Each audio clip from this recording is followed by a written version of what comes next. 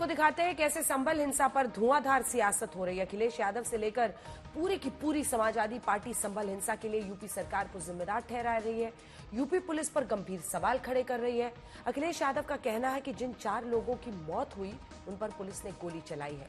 Police सफाई दे रही है, गोली देसी तमंचे से चली है, 319 से और के बोर की गोली से, जबकि पुलिस इस्तेमाल करती है 9mm पिस्टल।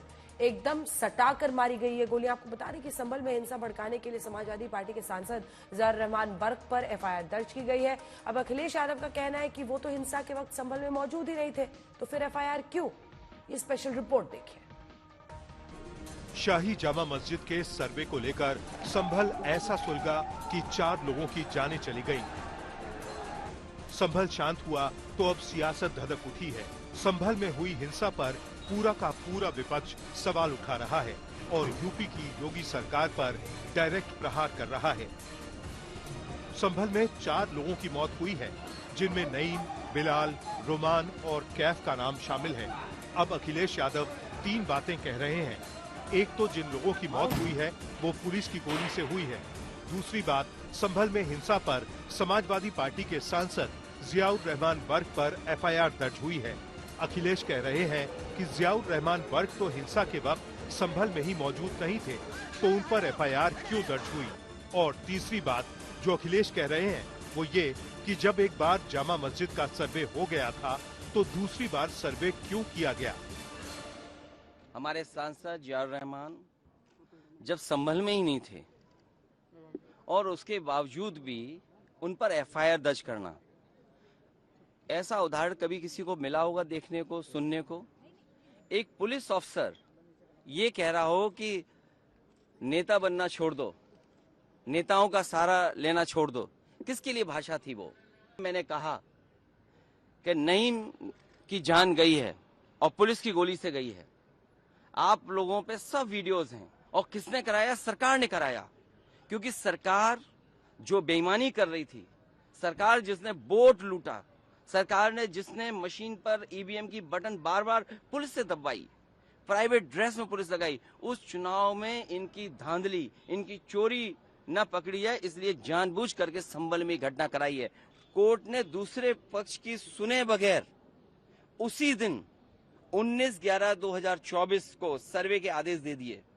ताज्जुब तो इस बात का है कि ऑर्डर मिलने के बाद ही संभल के जिलाधिकारी, संभल के पुलिस अधीक्षक आदेश को पढ़े बगैर 2 घंटे बाद ही सर्वे के लिए पुलिस बल के साथ शाही जामा मस्जिद पहुंच गए। परंतु दिनांक 23 तारीख को रात पुलिस प्रशासन द्वारा कहा गया कि 24 तारीख को यानी अगले दिन सुबह को दोबारा सर्वे किया जाएगा।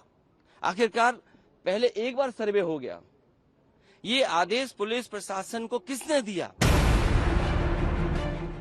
आपको बता दें कि पुलिस ने संभल हिंसा के मामले में 7 एफआईआर दर्ज की हैं, जिनमें 6 लोगों के खिलाफ नामजद एफआईआर दर्ज कराई गई है, जबकि बाकी एफआईआर 2500 अज्ञात के खिलाफ है। जिन 4 लोगों की मौत हुई है, पोस्टमार्टम रिपोर्ट के हवाले से पुलिस उस पर भी सफाई दे रही है। पुलिस का दावा है कि देसी तमंचे से एकदम सटाकर यानी पॉइंट ब्लैंक रेंज से गोली मारी गई है। पुलिस ये भी कह रही है कि जामा मस्जिद के सर्वे के दौरान नई उम्र के लड़कों को आगे क्यों किया गया, लेकिन समाजवादी पार्टी के सांसद कह रहे हैं कि देश में अब रक्षक ही भक्षक बन गए हैं। ये सोच कैसे खराब हो गई लोगों की कि अपने ही देश की पुलिस और प्रशासन अपने ही देश के लोगों को ऐसे ट्रीट करे जैसे कुछ फतह करने जा रहे हैं किसी मस्जिद में ऑर्डर लेकर के और नारेबाजी करते हुए गुजरे हैं। पर एक बार हो चुका था सर्वे, तो दोबारा लोगों को प्रवोक करने की क्या जरूरत थी?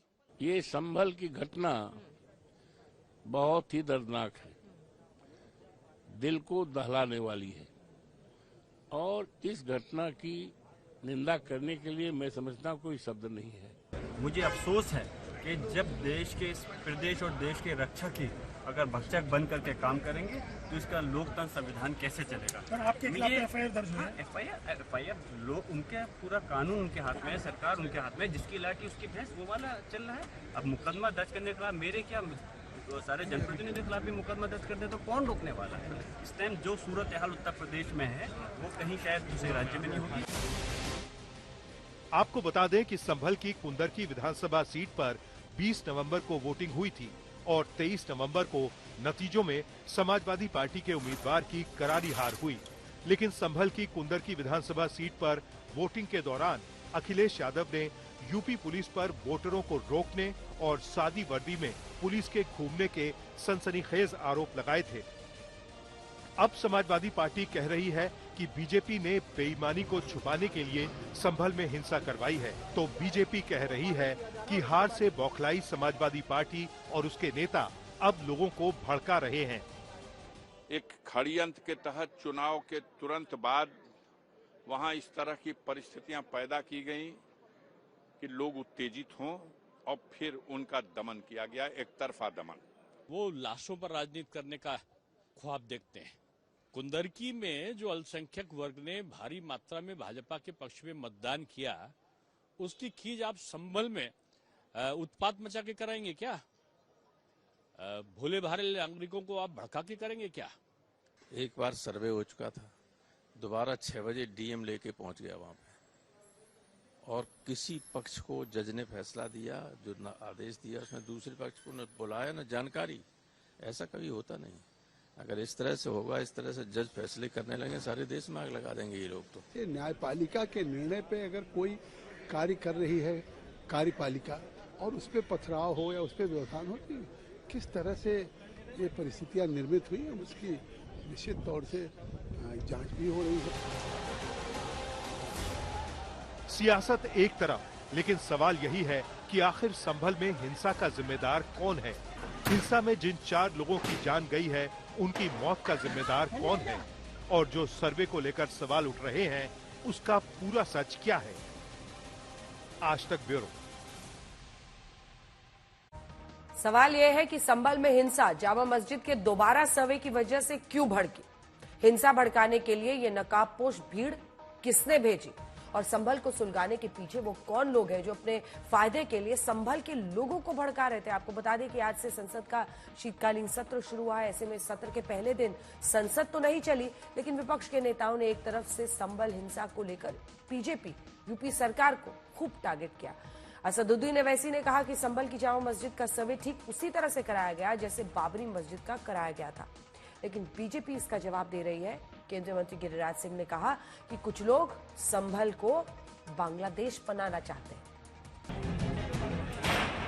संभल में हिंसा भड़की और इस हिंसा की वजह विपक्ष के सारे नेता सिर्फ एक ही बता रहे हैं, वो ये कि जब संभल की जामा मस्जिद में एक बार सर्वे हो गया तो प्रशासन दोबारा सर्वे कराने क्यों गया? वहां पर कोर्ट की तरफ से बगैर मस्जिद के जिम्मेदारों को कमेटी को सुने उन्होंने एक एक्स पार्टी ऑर्डर पास कर दिया, वो गलत है। दूसरा ये है कि एक बार तो आपने गलत ऑर्डर दिया, सर्वे हो गया, दूसरा सर्वे जब किया आपने किसी को इत्तला नहीं दी। तीसरी बात यह है कि पुलिस का ये काम था कि मस्जिद कमेटी को कॉन्फिडेंस में लेते या वहां की पीस कमेटी को। चौथी बात यह है कि जो सर्वे करने लोग आ रहे हैं वो प्रोवोकेटिव स्लोगन्स लगा कर आ रहे हैं, वो वीडियो उसका है, पब्लिक डोमेन में है। विपक्ष के लोगों ने जानबूझ करके सोची समझी रणनीति के तहत इतिहास के पन्नों को मैं उलटना चाहता हूं। गोधरा में जैसे पहले से प्रायोजित था, उसी ढंग से विपक्ष ने तुष्टीकरण नीतियों के तहत वहां पे सर्वे टीम पे हमला नहीं था, ये भारत के संविधान पर हमला था, भारत के लोकतंत्र पे हमला था। ये भारत को जलाना चाहते थे। इन लोगों ने कहा था कि भारत को बांग्लादेश बनाएंगे। कानून कोई चीज है ही नहीं है। जिस दिन कोर्ट में सुनवाई होती है उसी दिन ऑर्डर हो जाता है, उस दिन सर्वे भी हो जाता है। ये तो 1948 में ऐसे ही हुआ था बाबरी मस्जिद में। तो ये जो फायरिंग हुई है, ये फायरिंग नहीं है, मर्डर है। संभल हिंसा को पूरा विपक्ष एक साजिश बता रहा है, संभल की हिंसा को प्रायोजित हिंसा बता रहा है, जबकि संभल का जिला प्रशासन बताता है कि सर्वे शांति से हो रहा था, लेकिन कुछ लोगों ने माहौल बिगाड़ने की साजिश रची। अब कौन सही है, कौन गलत है? ये पूरी तरह से प्रशासनिक तौर पर किया गया पूरा षड्यंत्र है और ये जानबूझ करके बनाया गया मामला है। पहले दिन सर्वे हुआ, कोई विवाद नहीं हुआ, प्रशासन ने लोगों को विश्वास में लिया, कमेटी को विश्वास में लिया, कोई बवाल नहीं हुआ। लेकिन प्रशासन ये नहीं चाहता था। प्रशासन तो चाहता था कि सर्वे टीम तो चाहती थी कि शांतिपूर्ण तरीके से कैसे हो गया। एक संप्रदाय विशेष संभल जैसी घटनाओं के लिए सारे देश में योजना बनाता ही रहता है। ये अच्छी बात है कि 10-11 साल से मोदी जी की सरकार है, देश बचा हुआ है। देखिए, संभल की हिंसा भारतीय जनता पार्टी और सरकार के द्वारा प्रायोजित हिंसा है। तो आपने दंगा कराने के लिए, नफरत की आग में झोंकने के लिए उत्तर प्रदेश को ही चुन रखा है। पुलिस ने वीडियो जारी करके बताया है कि साजिश के तहत नकाबपोश पत्थरबाजों का इस्तेमाल करके माहौल बिगाड़ा गया, जिसके बाद हिंसा भड़की। पुलिस ने ऐसे हथियार भी दिखाए हैं जो हिंसक भीड़ के पास से मिले हैं, लेकिन विपक्ष कह रहा है कि देश में संविधान जल रहा है। मणिपुर के बाद अब संभल में पुलिस हत्या करवा रही है। मणिपुर जल रहा है भैया, संविधान, देश के अंदर संविधान जल रहा है। कहाँ तो दंगा मुक्ति की बात होती थी, दंगा करने वाले यूं हो जाएंगे दंगा। अब क्या हो रहा है? ये तमाशा बना दिया उत्तर प्रदेश के अंदर। आग के अंदर झोंकने की तैयारी है और पुलिस मिलकर के काम कर रही है, सीधे सीधे हत्या करा रही है। जंग में कत्ल सिपाही होंगे, सुरखरू जिले इलाही होंगे, तो जंग में इस तरह के दंगों में तो आम आदमी मारा जाता है, लेकिन उसका लाभ जो है वो सांप्रदायिक सियासी सूरमा लेने की कोशिश करते हैं। लगातार गोलियां चल रही है उत्तर प्रदेश में, गोलियों के द्वारा न्याय किया जा रहा है, ये गुंडागर्दी नहीं बर्दाश्त की जा रही। अब मुरादाबाद के कमिश्नर आंजनेय सिंह ने कहा है कि संभल हिंसा की मजिस्ट्रियल जांच होगी। जिस तरह के सबूत मिल रहे हैं, दंगाइयों के खिलाफ कड़ी कार्रवाई होगी और एनएसए लगाया जाएगा। ये जो बीज बो रहे हैं नफरत की, जाहिर है वो कभी न कभी तो उसका असर दिखाई पड़ेगा। संभल में वही हो रहा है। कोशिश जो इनकी है कि हिंदू मुसलमानों के बीच में एक दीवार खड़ी कर दी जाए, वो ठीक नहीं है। कानून को हाथ में नहीं लेना चाहिए और उनको सरकार कठोर कार्रवाई दे और कानून में हाथ लेने वालों को जेलर के हाथों सौंप देना चाहिए। ये सब उत्तर प्रदेश में पुलिस के द्वारा जो चुनाव में धांधली हुई थी उस पर चर्चा न हो, इसके लिए संभल की घटना जानबूझ करके उत्तर प्रदेश की सरकार के द्वारा कराया गया है। इस तरीके से तो हिटलर भी राज नहीं करता था, जिस तरीके से उत्तर प्रदेश में मुख्यमंत्री और देश में प्रधानमंत्री राज कर रहे हैं। अभी यूपी में उपचुनाव हुए हैं और उसके नतीजे के फौरन बाद संभल में हिंसा भड़की है। तो क्या ये सिर्फ और सिर्फ सियासत की वजह से हो रहा है? आज तक ब्यूरो। और आइए आपको सीधे लिए चलते हैं। हिमांशु मिश्रा हमारे सहयोगी इसी खबर पर संभल से लाइव हमारे साथ जुड़ रहे हैं। हिमांशु, ग्राउंड जीरो पर आप मौजूद हैं, क्या कुछ अभी तक समझ में आ रहा है? साजिश की थ्योरी, और वो तो दिख रहा है कि अगर नकाबपोश लोग इतने सारे, कैसे कुछ 100 लोग अचानक 2000 से ज्यादा लोग पहुंच जाते हैं और इस तरह से पत्थरबाजी हो रही है, हथियार उनके पास है, तो एक साजिश थी। लेकिन कौन है फिर? अगर साजिश है तो मास्टरमाइंड कौन है? दूसरा प्रश्न, अगर सांसद के खिलाफ, अगर विधायक के बेटे को नामजद किया गया एफआईआर में, तो उन पर आरोप क्या है? आरोप सीधा है भीड़ जुटाना अवैध तरीके से और उकसाना, भीड़ को पहले जुटाना और उकसाना, गफलत करना। जब हमने ये भी पुलिस से कहा कि सांसद तो उस वक्त वहां पर नहीं थे, तो सीधे तौर पे पुलिस का ये कहना था यहां पर अंजना कि किसी को उकसाने या भड़काने या जुटाने के लिए वहां होने की जरूरत नहीं है। हमारे पास पुराने फुटेज हैं, पुराने स्पीचेज हैं, जिसपे पहले भी चेताया जा चुका था कि इस तरीके के बयान उचित नहीं है और नोटिस भी भेजा गया था, लेकिन उस तरीके के बयान उसके बावजूद आए और जो हिंसा हुई उसमें अब इन्वेस्टिगेशन की जा रही है। कुल 7 जो एफआईआर दर्ज की गई हैं, इसमें एक एफआईआर में 6 लोग हैं जिन्होंने एक पुलिस वाले को गिरा करके उसके कारतूस लूटे और उसकी बाइक में आग लगाई, और दूसरी जो एफआईआर है जिसमें सांसद के, विधायक के बेटे और सांसद का नाम है, ये एफआईआर यहाँ कोतवाली थाना आप जो देख रही हैं संभल, इसी में दर्ज किया गया है। क्योंकि जिस जगह पर मैं मौजूद हूं अंजना, यहाँ से महज 500 मीटर की दूरी पर ही वो मस्जिद है जहां पर हिंसा की शुरुआत हुई थी और तकरीबन जो 9:15 बजे पहली बार जो पत्थरबाजी हुई थी उसको कंट्रोल कर लिया गया था। लेकिन जैसे ही मस्जिद से ये कहा गया कि सर्वे की कार्रवाई पूरी हो गई है, वैसे ही जबरदस्त तरीके से पत्थरबाजी हुई। इसके बाद जो सदर हैं, ये जो सदर है वहां का, ये जो जामा मस्जिद का, उसकी क्या भूमिका है? क्योंकि वो बड़े कॉन्ट्रडिक्टरी बयान दे रहा है। एक दिन पहले उसने कहा 19 नवंबर का उसका एक बाइट है जिसमें वो खुद ही कह रहे हैं कि उनको जानकारी थी और सब कुछ ठीक से सर्वे हो गया है। फिर बीते दिन वो कह रहे हैं आज बताया, अभी डीएम बता रहे हैं 6:15 बजे उनको जानकारी दे दी गई थी। उसके रोल को लेकर कई सारे प्रश्न उठ रहे हैं। फिर वो कहना कि पानी निकल रहा था इसलिए लोगों ने समझा खुदाई हो रही है। छोटा सा जवाब 2 लाइन का। जी बिल्कुल, देखिए एक्चुअली ये उनकी तरफ से कहा गया कि लोगों को लगा कि वजू खाने को खाली कराया गया है, खुदाई का काम शुरू हो गया है, जबकि वजू खाने की हर शुक्रवार को उसका पानी निकाला जाता है और जहां से वो पानी बहता है वहां पर हमेशा पानी निरंतर बहता रहता है और 20 मिनट के लिए हुआ। दूसरा ये कहा गया कि पैमाइश की जा रही है और सर्वे के दौरान पैमाइश या खुदाई नहीं की जा सकती।